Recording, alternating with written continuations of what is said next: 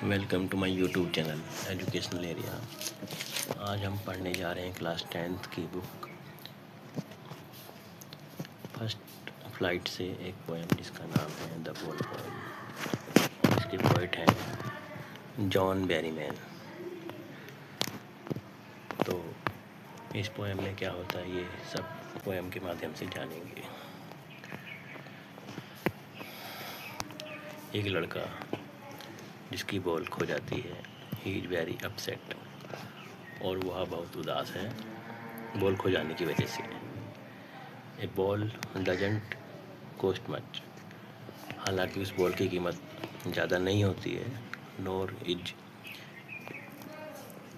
It difficult to buy another ball, और ना ही दूसरी बॉल खरीदना कोई कठिन काम होता है। Why then is the boy so upset, तब वो लड़का इतना अपसेट क्यों, इतना दुखी क्यों है। रीड द पोएम, पोएम पढ़िए टू सी, ये जानने के लिए what the poet thinks has been lost, कि कवि की नज़र में लड़का कवि क्या सोचता है उसके बोल के खो जाने के बारे में। कवि के पॉइंट ऑफ व्यू से उसका बॉल, लड़के का बॉल खो जाना क्या मायने रखता है। And what the boy has to learn from the experience of losing something, और लड़के को क्या सीख मिलती है अगर जैसे उसका कुछ सामान खो जाता है, जैसे बॉल ही खो जाती है, तो उसको क्या अनुभव सीखने को मिलता है भविष्य में। ये हम इस पोएम के माध्यम से आगे हम जानेंगे। तो आइए शुरू करते हैं पोएम।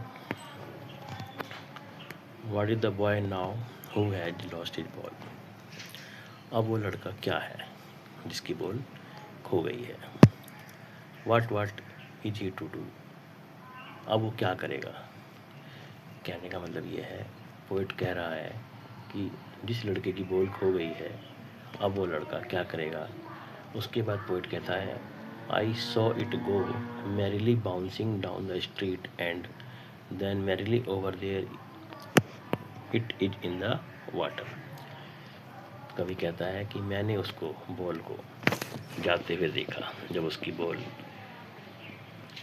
खोई तो मैंने उसको जाते हुए देखा। कैसे जाते हुए देखा, वो गलियों से होती हुई, बाउंस करती हुई, चलती हुई खुशीपूर्वक जाती रही, और भी खुशीपूर्वक जाती रही, और जाकर कहीं पर पानी में गिर गई।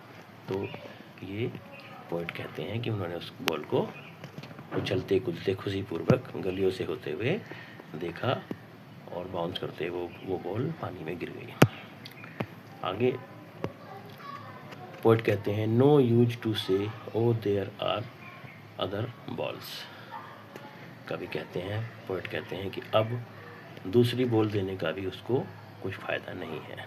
N ultimate shaking grief fixes the boy, क्योंकि उस लड़के को उस बॉल के खो जाने से इतना दुख हुआ है, इतना अधिक दुख हुआ है कि उसका जो बॉडी है वो सिर्फ दुख से भर गया है। एक ऐसा दुख जिसकी पूर्ति ना की जा सके, ऐसा दुख ने उस लड़के को चारों तरफ से घेर लिया है। As he stands rigid trembling staring down, और वो लड़का अब बिल्कुल सीधे खड़ा है, कांप रहा है और नीचे की ओर घूर रहा है। All his young days into the harbour where his ball went, और जो उसके बचपन के दिन जो थे वो उस हार्बर में, हार्बर कहा जाता है जहाँ पर शिप को रखा जाता है। तो कवि कहना चाहता है कि उसके बचपन के दिन, उसके बचपन के दिन की यादें उससे जुड़ी हुई हैं। I would not intrude on him, मैं उसके इस काम में दखल नहीं दूंगा। मैं चाहता हूं कि वो अपनी रिस्पॉन्सिबिलिटी समझे, इसलिए मैं उसको हस्तक्षेप उसके काम में नहीं करूँगा। ए डाइम कहा जाता है, यूएसए करेंसी होती है।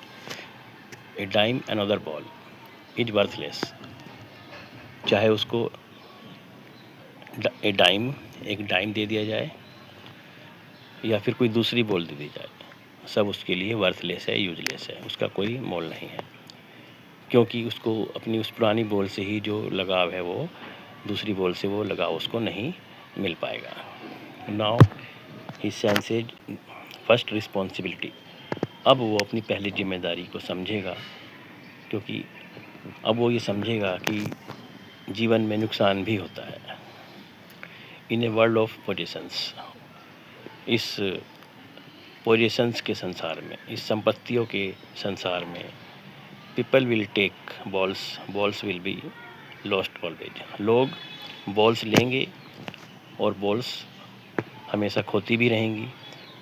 यानी कि पोएट यहाँ पर कहना चाहते हैं कि इस भौतिक संसार में लोग बॉल लेंगे, यानी कि हमारे पास जो भी सामान है वो छीनेगी और हमारा नुकसान भी होगा। लिटिल बॉय, छोटे लड़के, वो अपने पोएम के माध्यम से ये बताना चाहता है कि इस संसार में हमारा नुकसान भी होगा और जो है हमें उसका एहसास भी होगा।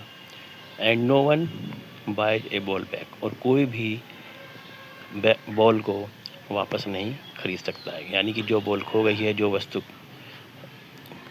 खो गई है, वो वापस मिलना नामुमकिन है। मनी इज एक्सटर्नल, पैसा एक्सटर्नल है, बाहरी है। ही इज लर्निंग, वह सीख रहा है। वेल बिहाइंड हिज डिस्प्रेट आइज, अपनी निराशा भरी आंखों के पीछे से वो ये सब बातें सीख रहा है कि जिम्मेदारी क्या होती है, नुकसान क्या होता है, वो ये सब समझ रहा है।